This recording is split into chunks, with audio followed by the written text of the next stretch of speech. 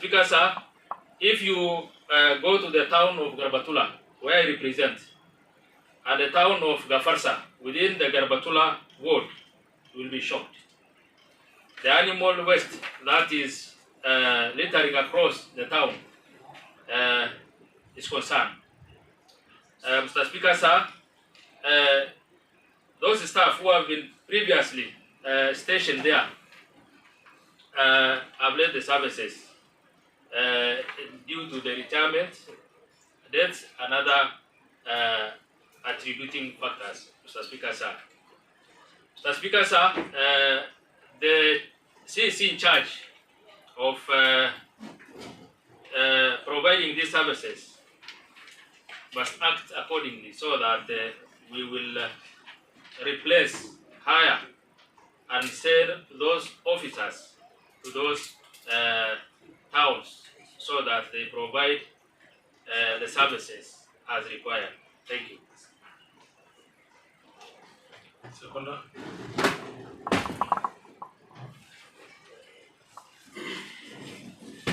Honorable members, I now propose the motion recruitment of town cleaners in sub-counties.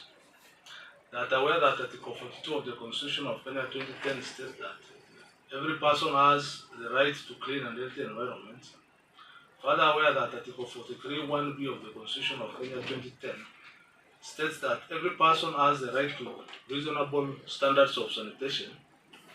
Recognizing that these cleaning services were previously offered by town cleaners inherited from the defunct local authority, concerned that these cleaners have left service through natural attrition, including the death and retirement, replacement, have not been done since inception of devolution.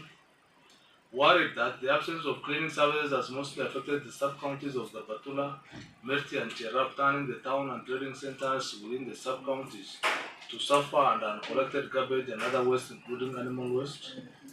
This assembly, therefore, urges the county executive to recruit town cleaners to replace those who have exited the services. The floor is open for debate.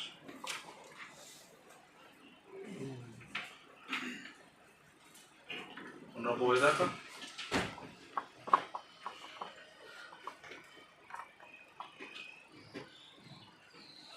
Asante sana Honorable Speaker kwa kuweza kunipea nafasi niongee kuhusu huu mjadala ambao ni mjadala ambaye ni muhimu sana katika kaunti yetu ya Isiolo. Mimi kama mkaaji wa Isiolo wa miaka mingi, karibu miaka 40, Isiolo tu si hata hapa town tuko na shida kubwa, kwa vile mkitembea mnaona ile takataka imetapakaa kila pahali. Na hata ni bahati sana ati kwamba hapa town watu wamejitolea wengine kujiokotea takataka wenyewe. Kama si hivyo sijui hapa ingekuwa namna gani. Kama pale mimi huwa naakilisha kama kuna pesa, hata wale ambao hawafiki, wale garbage collector, wale ambao wanatakikana wanafanya hiyo kazi, hata hawafiki bila pesa. Kwa vile ukiangalia hata kama hapa town kwenyewe kuna wakati hata takataka zilikuwa zimemwagwa everywhere. Kwa hivyo kama hapa ni mbaya na ni pahali pale kila macho yetu yote iko. Kwa hivyo hata huko kwingine kama vile mheshimiwa amesema, kama ni huko Charabu, kama ni huko Galbatura na kwingine hata Oldonyiro, inaonekana iko shida. Kwa hivyo ni muhimu sana ingefanywa hata zamani, because unajua kuna wengine ambao wamefikisha miaka kama vile majority leader amesema, wengine pia wameaga dunia. Kwa hivyo kurudishwa kwa hiyo kazi, yani kuwa replace inatakikana inafanyika mara moja, isiwe inakaa sana mpaka watu wanapata shida. Tukiangalia sana, hiyo ni department ambayo imetelekezwa, na pia ombi langu iangaliwe all over, iangaliwe kote katika county, kwa vile hakuna pahali tunaweza sema iko sawa sawa. Kwa hivyo hata hii hapa town pia iweze kuangaliwa, isiwe ni pahali moja, iangaliwe kote, ifanywe ile, iangaliwe ile vile iko. Tunaelewa shida iko ya employment na watu wako tayari kufanya, na pia hata kama watu wakiajiriwa, isiwe ni hii maneno ya temporary. Wacha watu waajiriwe ndio waweze kupenda kazi yao, waweze kufanya. Kwa hivyo tungeomba ni kama hii county, kama hii bunge, watu wakiajiriwa, hata kama ni hao subordinate, waajiriwe permanently, ndio hata wao waweze kujisikia, ndio waweze kuenjoy hata zile marupurupu wale wengine watu ambao wanapata. Kwa hivyo Speaker, asante sana, na nashukuru sana majority leader kwa kuweza kuleta hii mjadala, kwa vile hii town yetu haikai vizuri. Kwanza kule blood pressure pale natoka, hiyo wodi ya blood pressure kuna pahali tunaweza sema hata hatujawahi ona hiyo watu ambaye tunasema wanafagia town, hatujawahi ona hata kule upande, kama ni kula mawe, kama ni blood pressure hapo ndani. Na nafikiri hata kwingine namna hii, hata Wabera, I think ile shida ambayo tuko naye ni shida ambayo inafanana. Kwa hivyo hata wale ambaye pia wanasimamia hao watu, huwezi ajiri watu na hawana supervision. Lazima watu wahakikishe kazi inaweza kufanyika, ndio hata ile mshahara ambao watakuwa watu wanapata iweze kudhibitisha ile kazi ambao wanafanya. So asante sana Honorable Speaker kwa hiyo nafasi umenipea, nimeshukuru. Na naunga hiyo mjadala mkono. Speaker, angalia.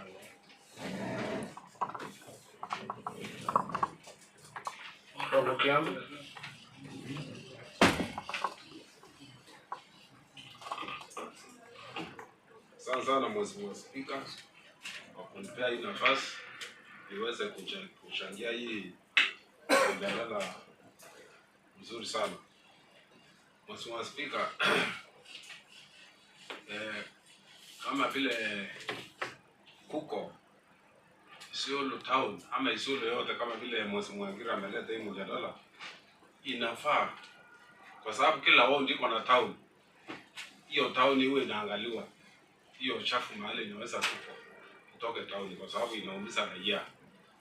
Mheshimiwa Speaker, hata hapa town kwanza ndio imekuwa kama draft site, kwa sababu ukiangalia hapa tu karibu hapa nyuma ya Pasonda, nyuma ya Turasist, pale Kiithe East Road Town Center, ukiangalia hata hapa mbele ya Safari hapo, usafu imekuwa mingi. Raia wanaumia sana. Kwa hivyo secretary waamuke, hata kama ni municipal manager, nafikiri municipal manager ndiye anasimamia hiyo kazi, aweze kuamuka, aweze kufanya kazi. Na kama ni wafanyikazi hakuna, na ni kweli kutoka wakati ya county council mpaka devolution hakuna recruitment ya staff ya municipality ambaye yako kulini hiyo matauni. Kwa hivyo hii inafaa ifanyike, kwa sababu kuna wale wametaya, kuna wale wameaga dunia.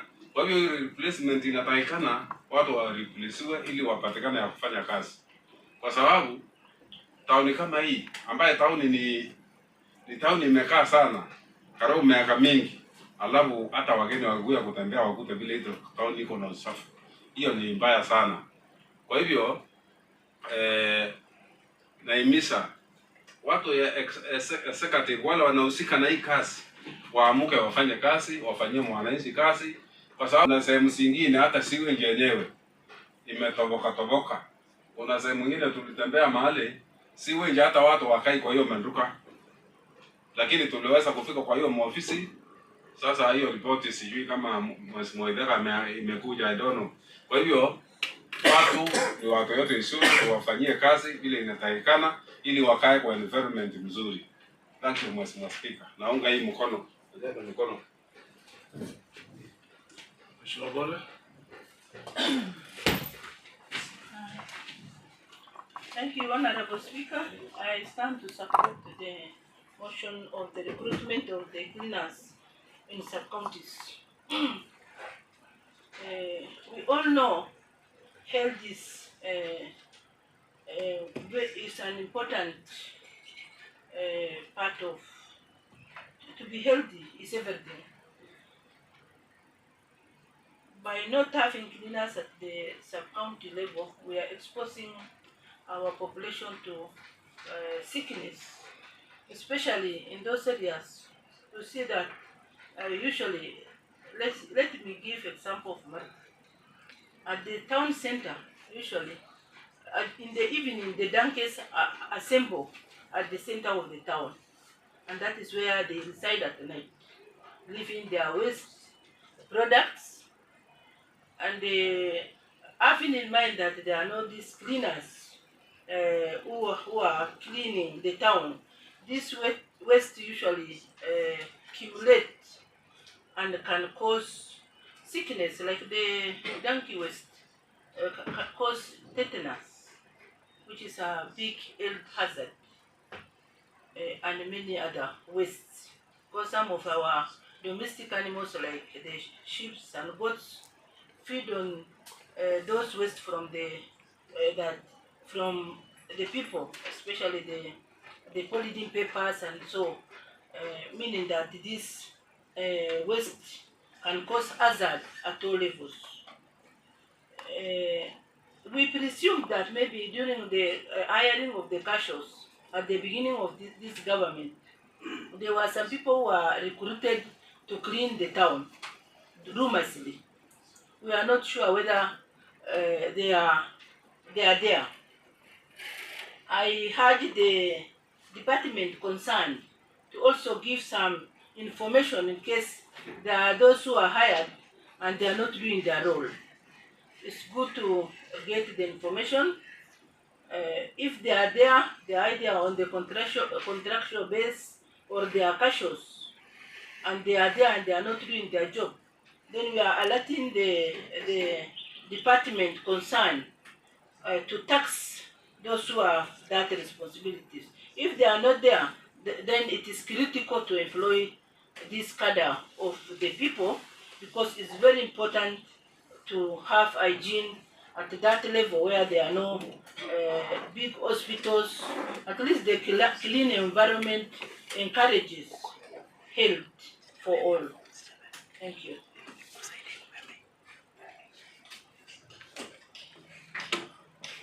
Honorable Major.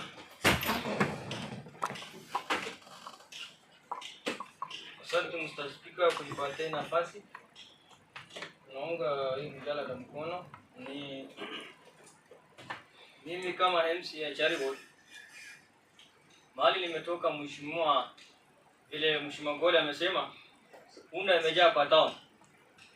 Hiyo barabara yetu ya kutoka Gotu ukiingia kutoka Filipo Marara, mavi ya punda imejaa kwa town.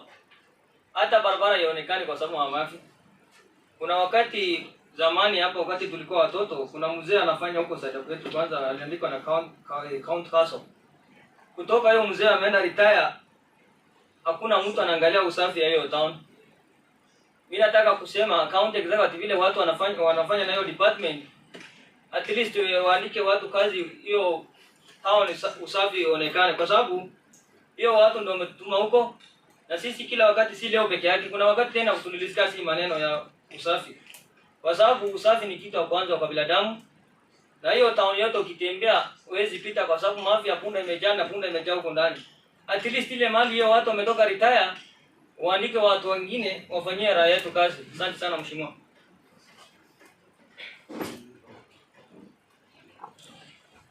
Honorable Major Dilo. Thank you, Mr. Speaker, sir. I stand to support this motion, Mr. Speaker. We have a devolution, Mr. Speaker, has not been realized in this county yet. Mr. Speaker, devolution means services must go to the grassroots. Even during the defunct county council, Mr. Speaker, we used to have garbage collectors. Unfortunately, they have been only on a temporary basis, employed on temporary basis.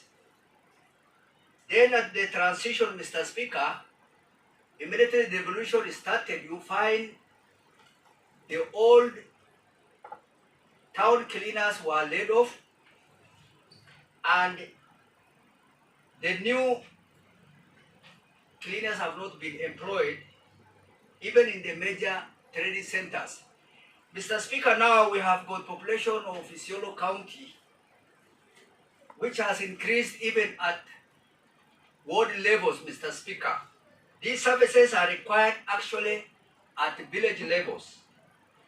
Like in the case of Kenya, Mr. Speaker, where the national government has put in millions of money, soon the markets is going to be built, Mr. Speaker. Right now you find refuse, the waste from the houses are just thrown to the next door of a neighbor. Mr. Speaker, it is bringing conflict. Everywhere you find the air is polluted, Mr. Speaker. During the rainy season, there is a lot of blockage, which is brought about by the refuses, which are just thrown in the open areas on the road, Mr. Speaker. And the children are playing in a very dirty places, Mr. Speaker. This is going to affect health, and it is the responsibility of this county, Mr. Speaker. The executive must employ so that these services, the garbage collectors must be employed, Mr. Speaker. The cleaners must be employed at location level, never trading center, Mr. Speaker, within the county. Let's realize the devolution, Mr. Speaker, to have an impact at the grassroots. We thank you very much, Mr. Speaker, when you took this house to Sericho at the end of the last year, Mr. Speaker. You have seen how we have been appreciated, Mr. Speaker, by the communities in Sericho. And today, actually, in the world, we are being asked, why is it not our turn, Mr. Speaker? Because the citizens have started seeing the importance of devolution, Mr. Speaker. And Mr. Speaker, health is a very important consideration that you have to give as services to the people. Every time there are complaints we are getting, Mr. Speaker, people are being stressed by being in a very poor environment, Mr. Speaker, dirty environment. It's thinking, Mr. Speaker, particularly like during the rainy season. If you come to a big municipality like this, Mr. Speaker, it is very unfortunate. Most of the flood is being contributed by the refuses which are being just thrown into the drainage system, which is not being managed, Mr. Speaker, as a result of lack of cleanliness, Mr. Speaker. Let's employ these cleaners, Mr. Speaker, and be put on a permanent employment, Mr. Speaker, with all the privileges as just like any other workforce within the Mr. Speaker, because this is a very good contribution. This service is a very good contribution to the growth of the county, Mr. Speaker. With this, Mr. Speaker, I stand to support this motion, and we have to follow and see that it is being implemented. Honorable Lepa.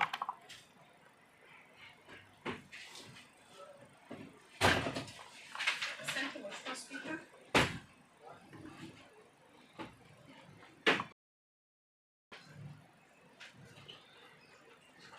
Asante Mheshimiwa Spika kwa kunipatia nafasi hii. Pia mimi naiunga hii mjadala mikono na Mheshimiwa Spika, vile Mheshimiwa Meja Jilo amesema, kwani tulikuwa na wafanyakazi wa kaunti ambaye ilikuwa wakati ya county council ambaye Mheshimiwa Spika, tuko na kina mama ambao wanaweza kufanya hiyo kazi, tuko na vijana ambao wanaweza kufanya hiyo kazi. Tauni yetu iko nzuri Mheshimiwa Spika. Tunasema hapa Mheshimiwa Spika, tauni yetu inazidi kuwa kubwa na tunafikiria na pia tunaitarajia itakuwa ambaye ni kama city kwa Kenya Mheshimiwa Spika. So Mheshimiwa Spika, town kama haina usafi iwezi kuwa ikiendelea Mheshimiwa Spika. Sehemu za Marti, sehemu za Kina, Mheshimiwa Spika, unasikia kuna punda ambaye zinaharibu Mheshimiwa Spika. Kuna maji ya punda hapo vinyezi ya punda yani wamemwaga hapo town. Mheshimiwa Spika, Mheshimiwa Gole amesema punda inakuja jioni ikifika wanakuja hapo town na wanalala hapo Mheshimiwa Spika. Na wanachafua town Mheshimiwa Spika. Kama tungekuwa na watu ambaye tuko na watu ambao wanaweza fanya hiyo kazi Mheshimiwa Spika na tuweze kuwalipa, town yetu itakuwa safi, hiyo uchafu itolewe. Unasikia italeta tetanus, daktari anasema, Mheshimiwa Gole anasema italeta tetanus, yeye anaelewa zaidi kwa sababu ni daktari. Mheshimiwa Spika, sasa watoto wetu wanatembea wakiwa hawana viatu, miguu inajaribu kuwafura Mheshimiwa Spika. Hiyo yote ni jukumu letu Mheshimiwa Spika. Jukumu yetu, wacha tuhakikishe town yetu inakuwa kubwa na inakuwa hata kama inazidi kuwa kubwa ikuwe ni town ambayo ni safi Mheshimiwa Spika. Hii town yetu ukipita Mheshimiwa Spika, unapata uchafu umetapakaa kila mahali Mheshimiwa Spika. Na kama tuko na watu ambao wanaweza fagia Mheshimiwa Spika, town yetu itakuwa ni safi. Kwa pia tutakuwa na heshima Mheshimiwa Spika tukijaribu kuajiri watu ambao ni safi, na pia tunajivunia sisi kama watu wa Isiolo ambaye tena ni viongozi wa Isiolo Mheshimiwa Spika. Tuweze kujaribu pia kuweka mabarabara ziko na majina zao Mheshimiwa Spika. Ndio hata tutajua ni town ni area gani iko chafu, watu wanajaribu kupangwa ndio iendelee Mheshimiwa Spika, town yetu kwa safi. Asante Mheshimiwa Spika, nimeshukuru.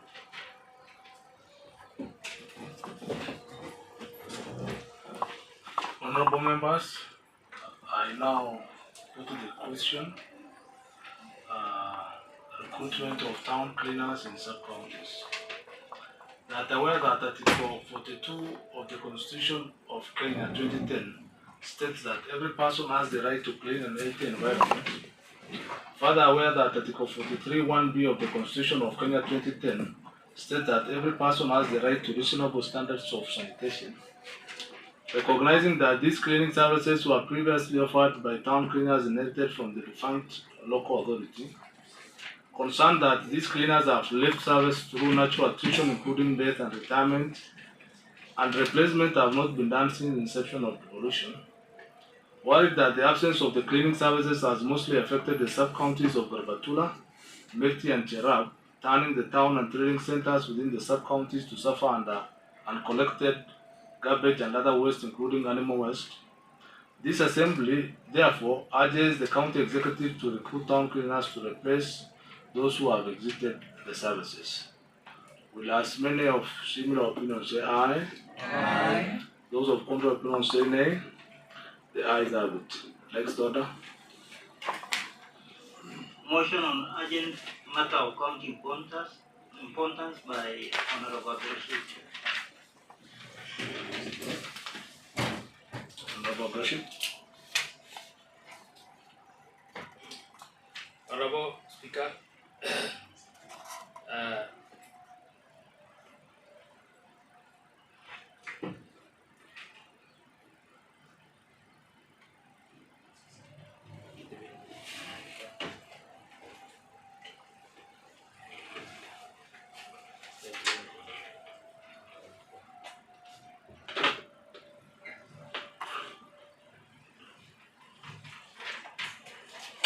Honorable Speaker, that aware that every person has a right to life according to Article 26(1) of the Constitution of Kenya.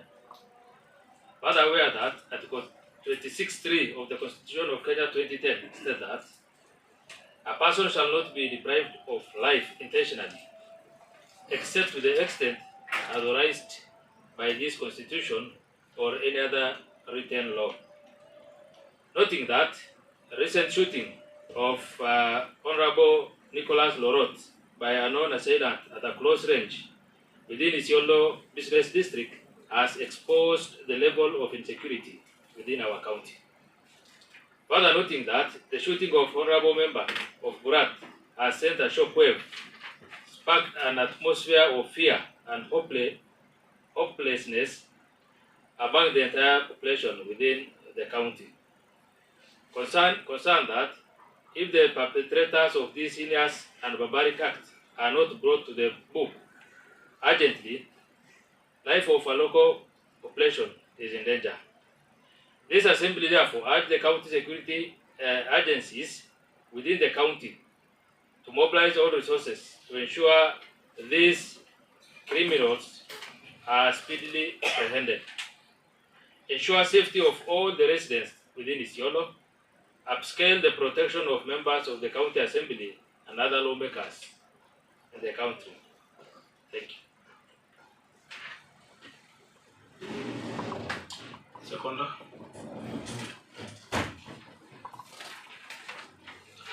Honorable members, I now propose the motion, urgent matter of county importance, that aware that every person has a right to life according to Article 26(1) of the Constitution of Kenya 2010.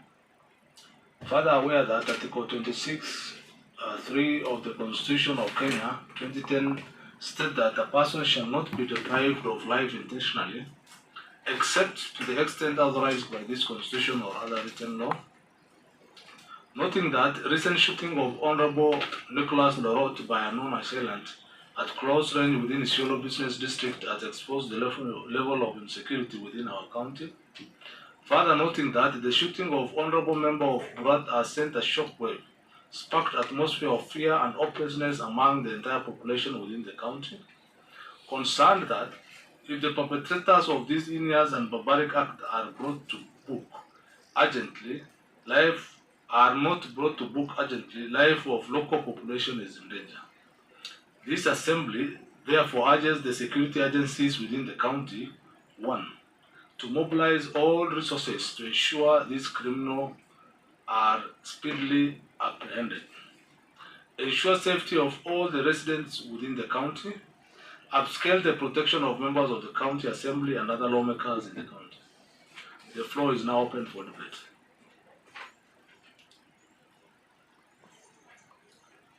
The Honorable Kiambi.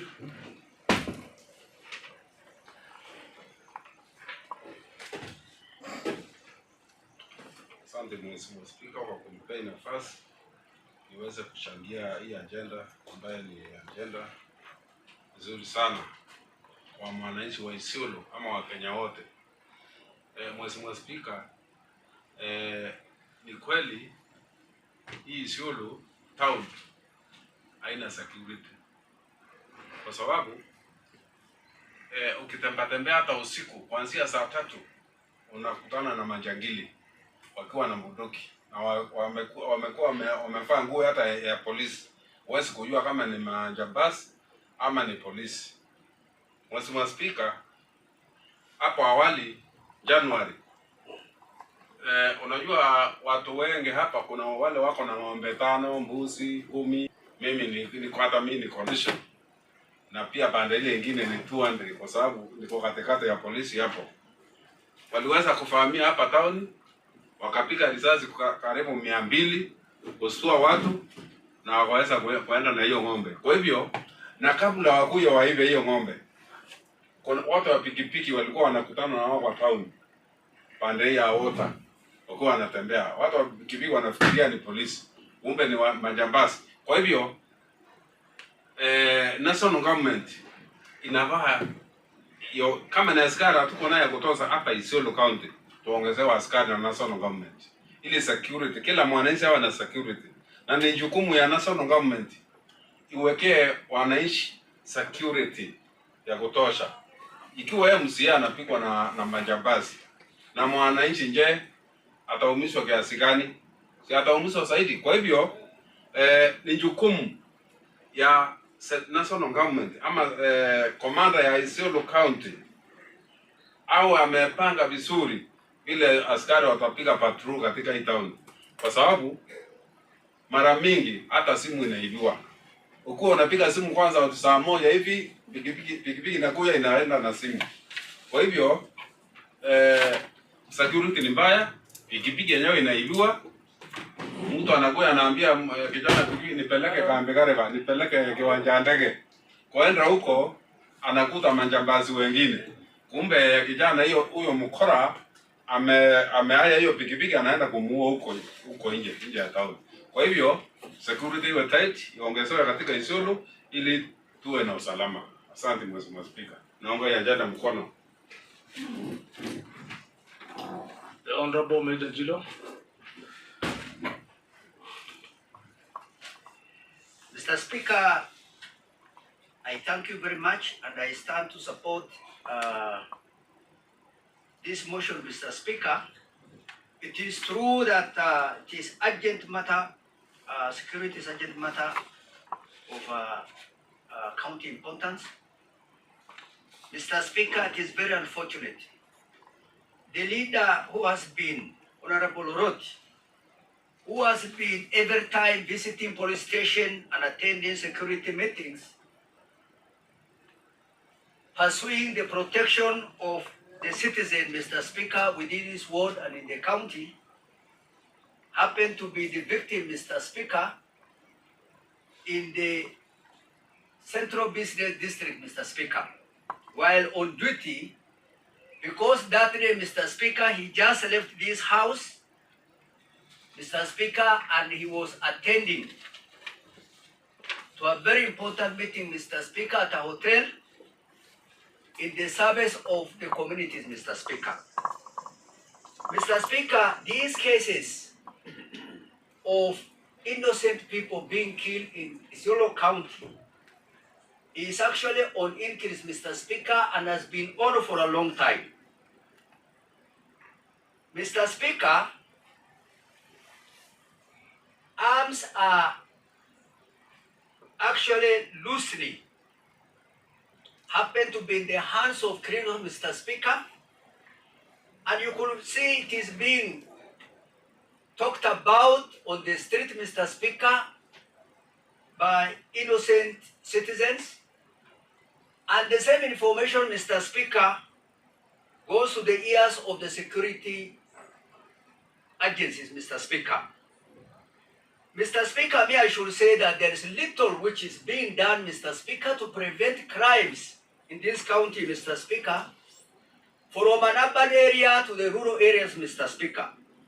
Actually, with rural areas, Mr. Speaker, it is an order of the day for the citizen of this county, Mr. Speaker, being killed and their livestock and property being taken away.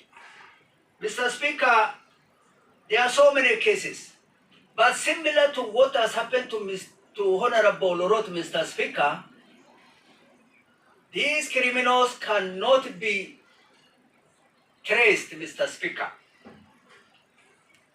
It has been so, Mr. Speaker. 2 months ago, a young boy, Shukunu Muhammad Boru, and an elderly man called Hussein Hassan, aka Hussein Fanguda, was shot in the eyes of security team at Yakutsati, Mr. Speaker, where we have over 40 soldiers, Mr. Speaker, in that small training center of Yakutsati. It is around 6 o'clock, Mr. Speaker. The old man, Hussein Hassan, was killed instantly, and a young boy is brutally injured and has been nursing the last 2 months of the wound at Al-Falah Hospital, Mr. Speaker. Mr. Speaker, my effort to push those 40 soldiers under command of Chief Inspector, Mr. Speaker, they could not be available until the following day. That is how much the security forces are, Mr. Speaker, don't care about the lives of the Kenyan people, thus contravening, Mr. Speaker, Article 26(1) of the Constitution of Kenya 2010, Mr. Speaker. There is no accountability of the services as far as security is concerned, Mr. Speaker. It is just taken casually when somebody is killed, Mr. Speaker. No wonder Honorable Roth has not got justice up to today, Mr. Speaker. As we are in panic within this urban center, Mr. Speaker, the citizens of this county have lost confidence with the security agents, Mr. Speaker. It is the high time, Mr. Speaker, the leadership of this county, Mr. Speaker, take up these matters. Mr. Speaker, fortunately, we are lucky to have you, Mr. Speaker, who is a professional in security matters, that the report which is being recorded, Mr. Speaker, at the police station, if you follow up, just like this of Mr. Honorable Roth, Mr. Speaker, there are no output of the effort of the security forces, Mr. Speaker.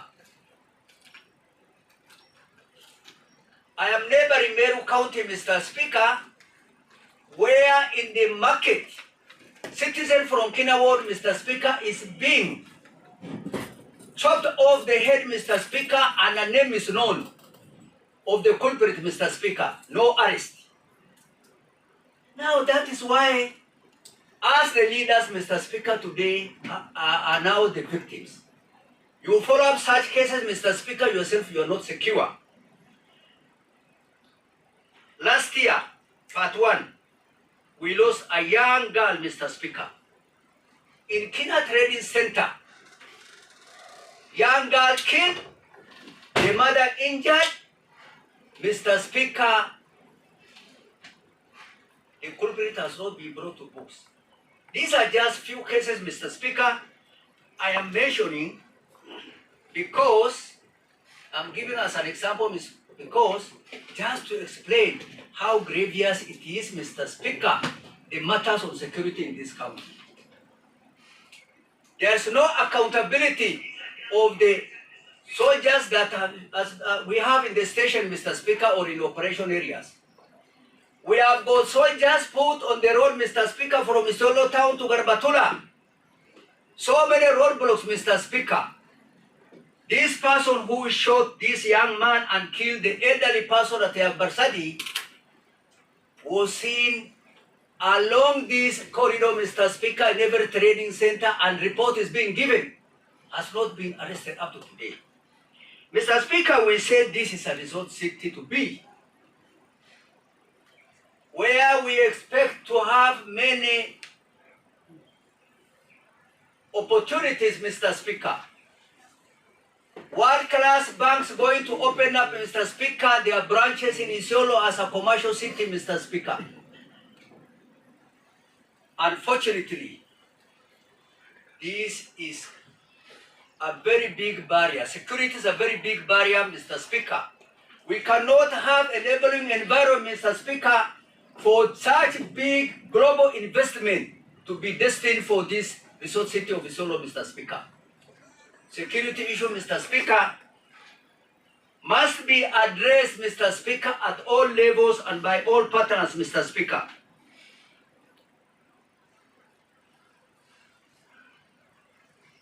In every cattle rustling, Mr. Speaker, elders pursue our young boys nowadays, and they use arms to scare off the elders.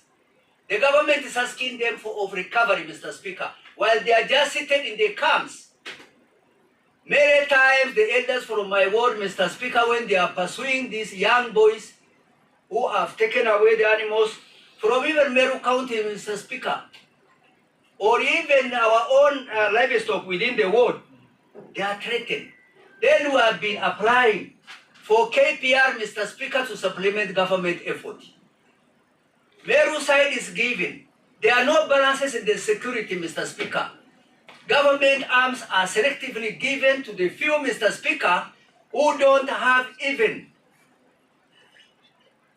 are ready to provide security, Mr. Speaker. The Nyumba Kumi policy, Mr. Speaker, is only said, but it's not being implemented.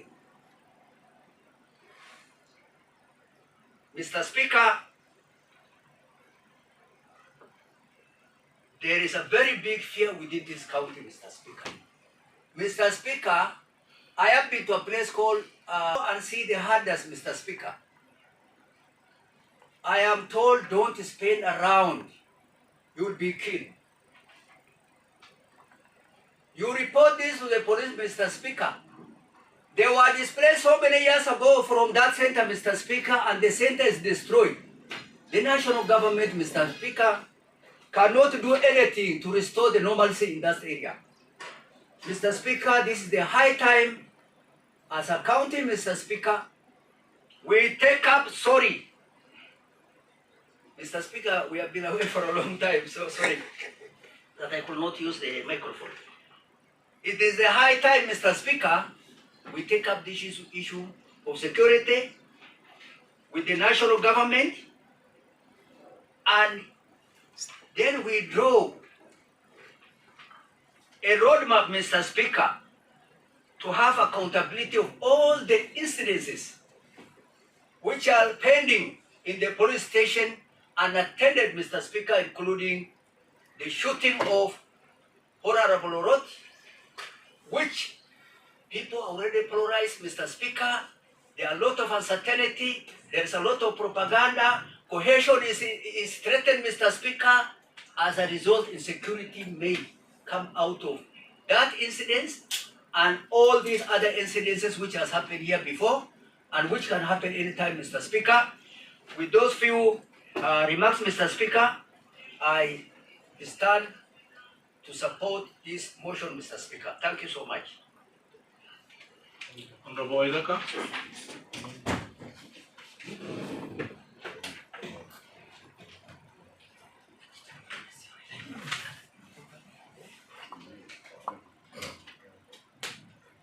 Sergeant, anything? I need help here.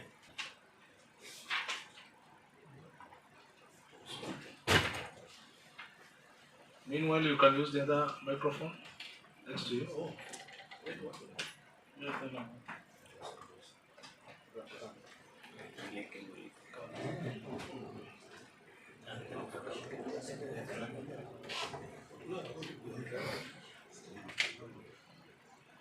What?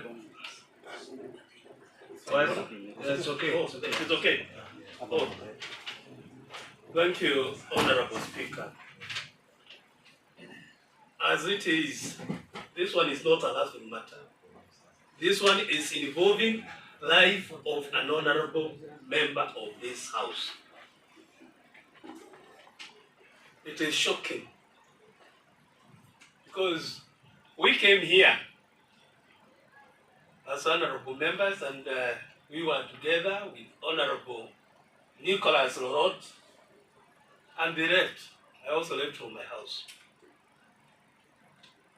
Not knowing later at night, I was to hear that my colleague had been shot, Honorable Lorot. It is by grace of God that Honorable Lorot is alive. And we thank God for that.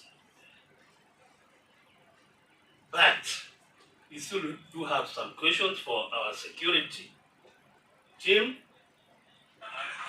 because it has taken so long for sure. And Honorable Speaker, I really thank you because yesterday we had a chance to talk to DCIO. And he promised us that they are doing everything, but I feel it is not everything. Because by this time, at least we ought to have had some arrest, for sure. Because this thing, it is sending shockwaves all around the country. As we are aware, MCAs do not have security. We have tried as CAF to make sure that we are all security, and even some measures be made easier for us to acquire even firearms. But But it takes such a long time for us even to be considered, because they consider us as not, I feel, as not important for that matter. We do know, even in the Republic, some MCAs have been beaten, others have been shot and killed. So, if there is a job that has become risky in this Republic, it's becoming an MCA. Your life is not assured. You don't have security. Like now, Honorable Rorot was shot, and we know that he was shot. But what is the government doing? They know that we don't have security. We also do know whoever shot him has not been arrested, and no security has been stationed as in his home as they are following this matter. So it is. I want the security team, especially in Isiolo, because to hear this, they should place some security personnel in Mr. Rod Brisket. Otherwise, we feel they are taking this matter in a very right manner. And as Mheshimiwa, who is also a security expert, Mr. Jiro has stated, Honorable Jiro, things are, our people have lost lives. We used to hear it was in those far-flung areas. Now it has come to this town. So, are we really going to continue like this? I feel it shouldn't. We remember even our young men, the border borders, they used to be killed, and their bodies used to be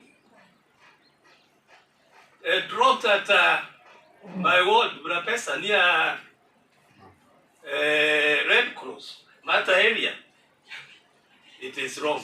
And whoever killed, even those people, they have never been arrested. So, what in fact, in which country are we living in? Because as the Constitution states properly, security of the people lies solely with the government. We also do know we have got our part to play, but the major part, if such a thing happens, we rely on the government. And Isiolo is a growing town, is a growing city, is a city that we really do love, and we want more investment to come. The national government should even bring more resources to this area. Even security camera, this one is a highway. Because sometimes it becomes very sad that it is people's cameras that the government is relying on. What are they doing as a government to make sure that we people are safe in this county? We need to be safe. And I was thinking, by the way, how are we safe even in this house? We do know that we have got our sergeant who are members of this assembly, who are our staff. Some of them are trained police officers or army officers. I was asking this house if they can also be armed, so that at least when we are here, we can feel at least even more secure, even in this house. Because whoever did it to Rorot can follow him, even in this house, can follow even in, none of us is safe, even in this house. So, I think that one is an option that we can try and follow and make sure, because Isiolo is not like any other county. It is not like Nairobi or Kiambu or Nakuru. So, we require to look for options to make sure streets in the villages. I think there is some laxity when it comes to security or securing our people to make sure that they are safe, we need to, the government, both the national and county, and especially the national government, because security is tightly and strictly in their hands to make sure that Kenyans are safe. And thank you very much, Honorable Speaker. You know, I get emotional when it comes to Nining, because these are things that we need as a country to make sure that our people are safe. Thank you, sir. I support the motion. This one is a very sad thing, and Nicholas Roron should be supported in all ways. Thank you, Mr. Speaker. I know what you did with the honorable members. We need to even to do more to make sure that one of us, when he is in problem, all of us do assist each other. Thank you, sir. Thank you, Honorable Wedato. Honorable Lima.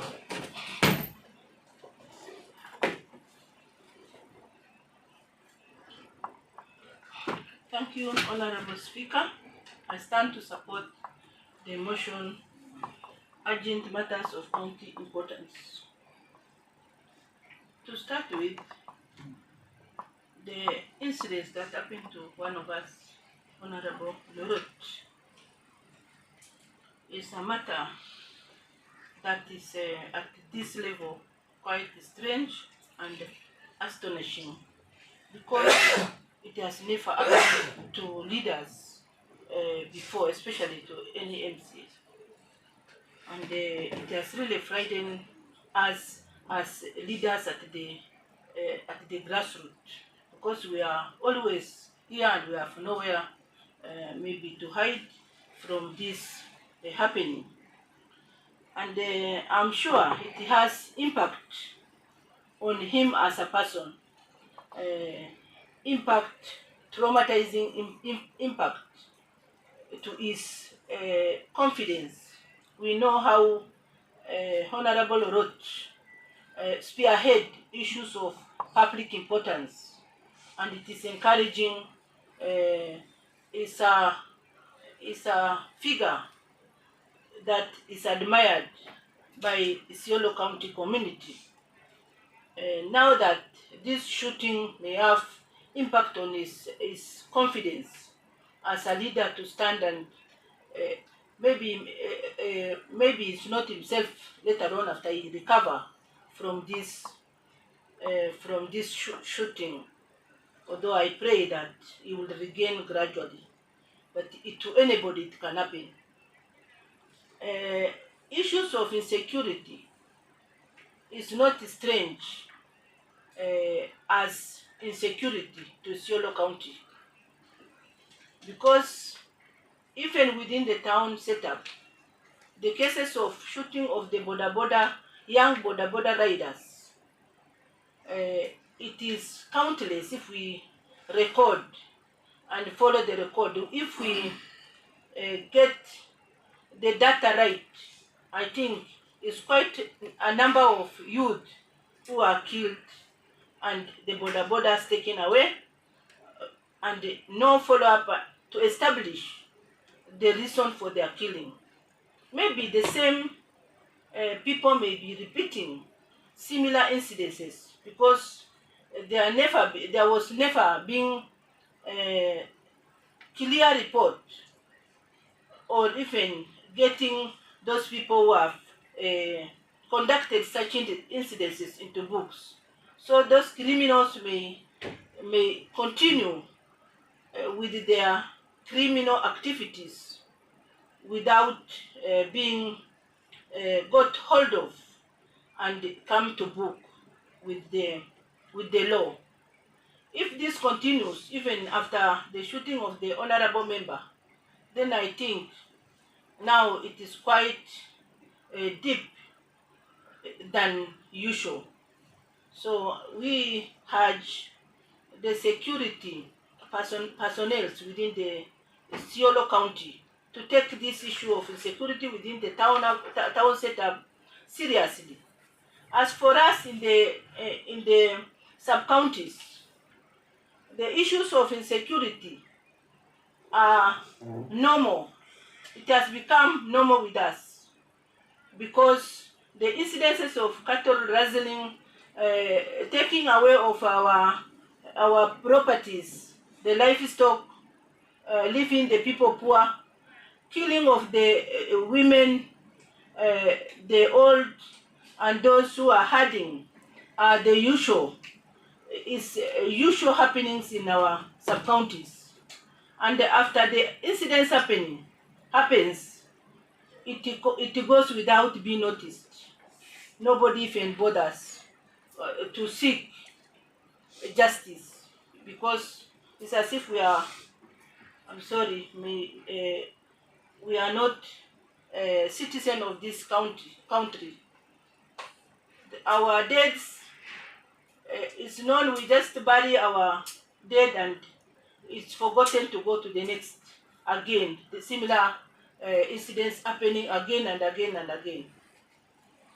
The issue of arming the community being addressed, because previously, before the current DP came into being DP, when it was internal security, he frequently visited our area, and we thank him.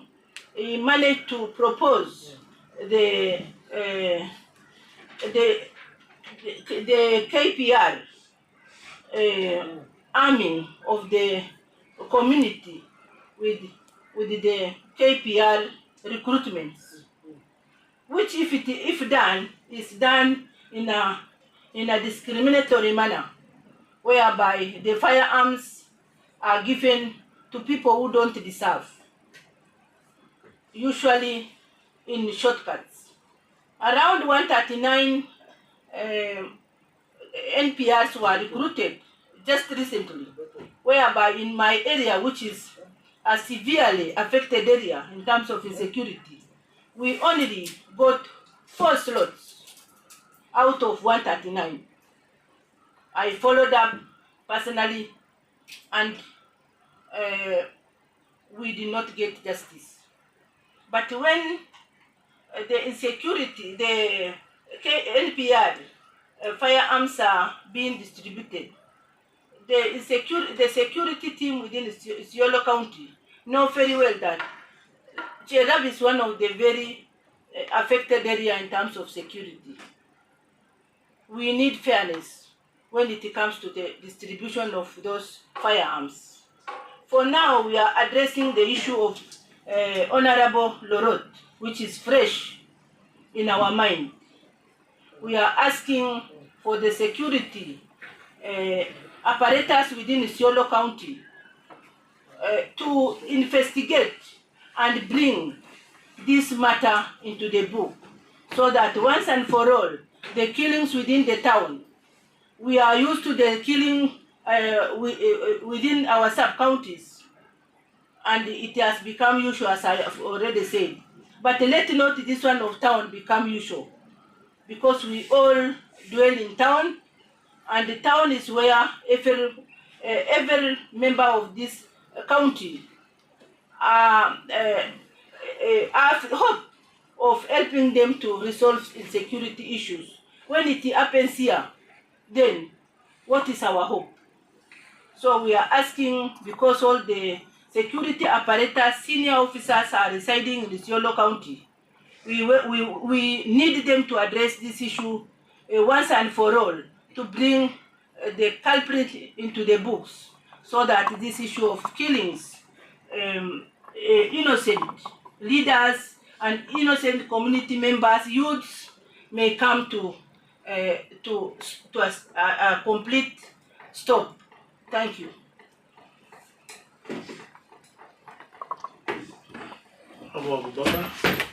Thank you, Mr. Speaker. I stand to support the motion for the shooting of Mheshimiwa Lorot. It was not only Mheshimiwa Lorot who was shot, it's all of us. Our lives as members of County Assembly, more so Isiolo County Assembly, are in danger. Mheshimiwa Abdirashid fought with someone, a stranger, on the road the other day. Kiambi's kettles were stolen, then Lorot was shot. There is a lot of targeting from the public. I don't know why. And then as an assembly, we have failed even Mheshimiwa Lorot. Why? Because we are not doing enough. the press conference we did was long forgotten. We need to do press conference until the culprits are brought to the book. So, what I'm urging all the members, also, it is directed to the speaker that we need security as members. We need both a short-term solution and long-term solution from you as a security expert, even if it is to acquire private service for us temporarily, Mr. Speaker, because some of us are very young. Other members? Some of us are still young and we have a young team. When you are shot once, you die even psychologically, you become depressed. Whatever is happening to the road is depressing. Then, the other thing, we need to do a press conference even tomorrow. Then, if it is not, the culprit will not block the book, we walk to the DCI headquarters in Nairobi, where you used to work. Mr. Speaker, are we together? So, members of the county assembly know that our lives are at risk. That's why I say that we are an endangered species because of, I don't know, there is a lot of public outcry. So what I'm asking you members is that you must be extra vigilant. I've even changed my station of tuning mirrors so that I cannot be caught. Thank you.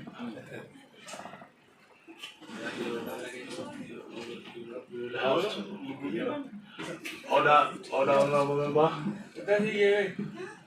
Order, honorable member. We only have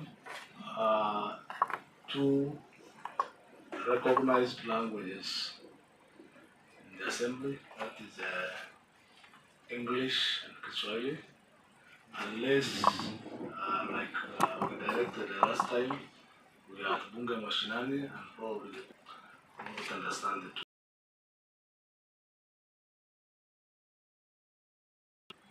And there is no direct communication between 2 members like the Honorable Major and the Honorable Abu Arwe. You will do that outside the chambers, or you will be communicating through the speaker. Take note of that. Honorable Deka?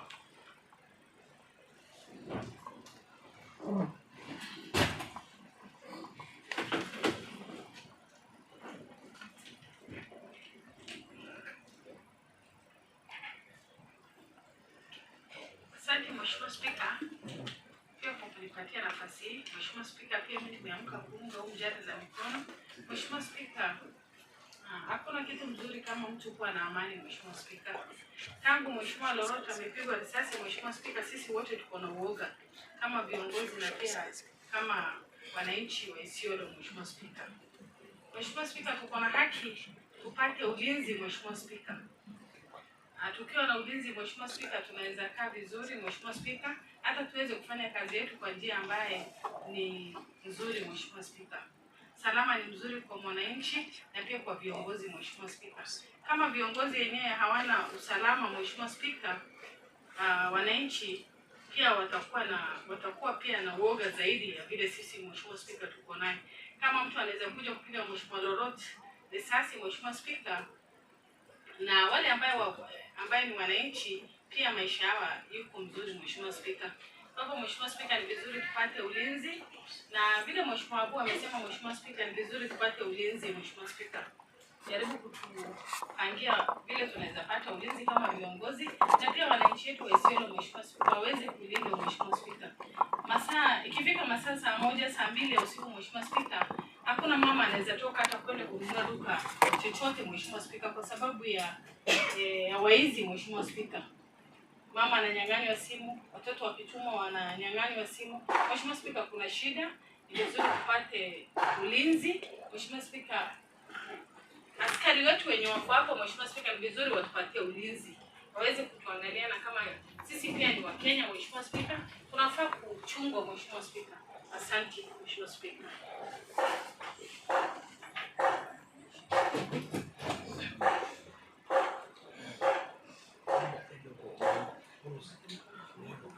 Mover of the motion.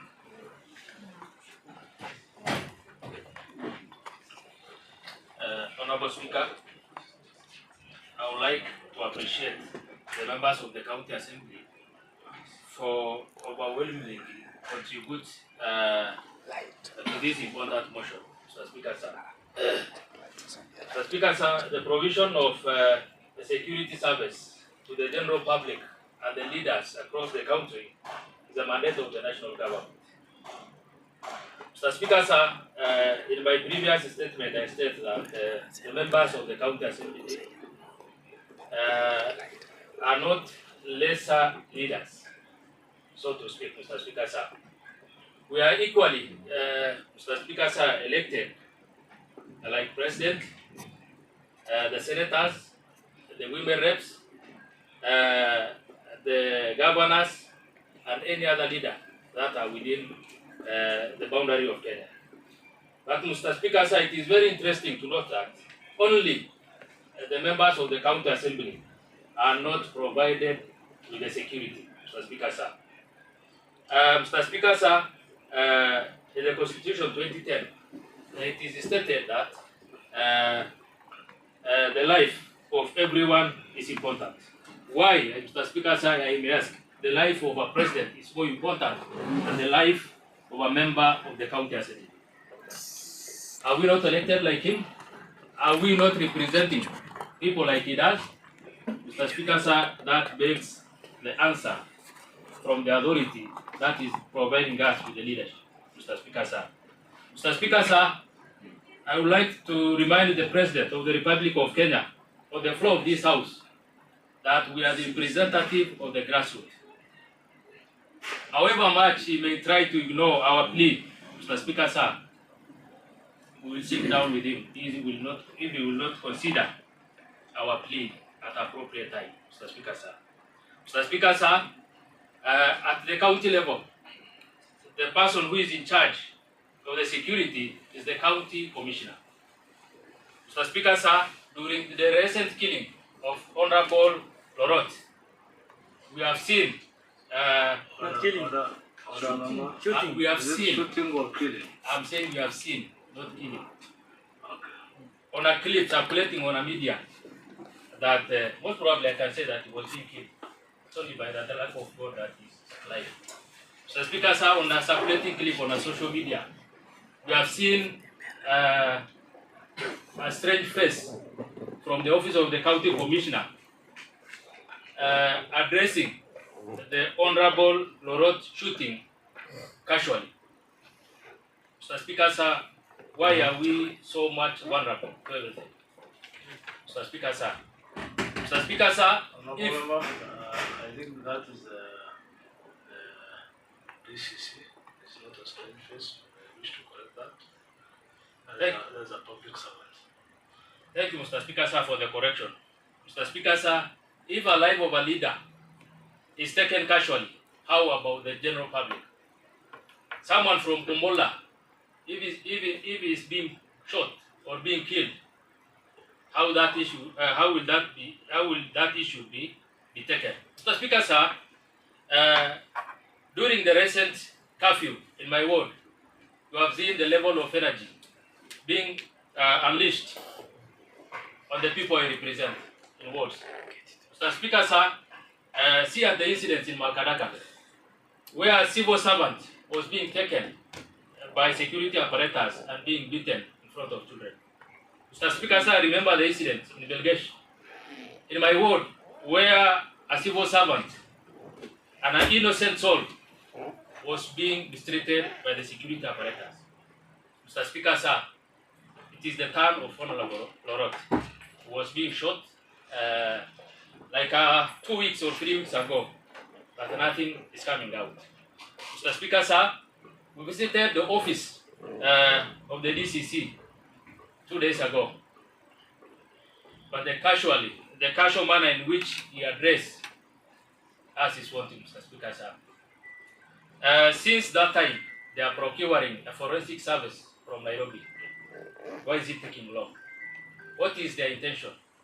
Why are they not providing justice to the residents of Isiolo, Mr. Speaker, sir?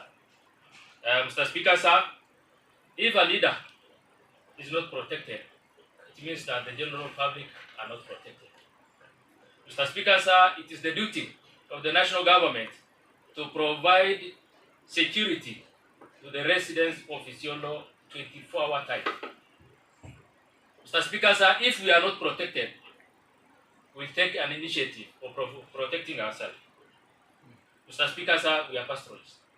We know everything and we can do anything. That is the ultimatum that we are giving to the government, Mr. Speaker, sir. Mr. Speaker, sir, the spirit of unity should awaken the president today. Honorable Oroto was targeted. It indirectly means that his leadership also being targeted.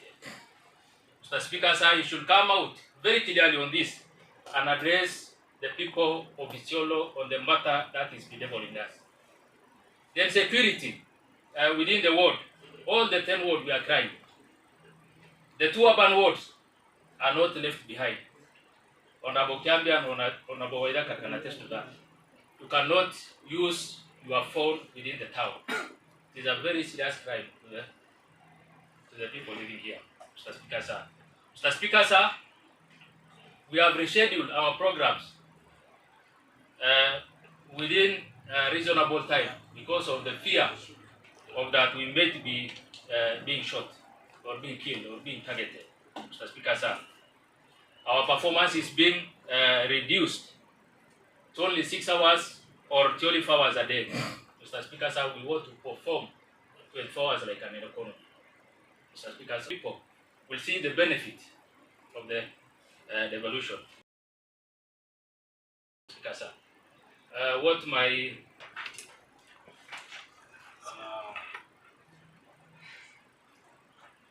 I now put the question.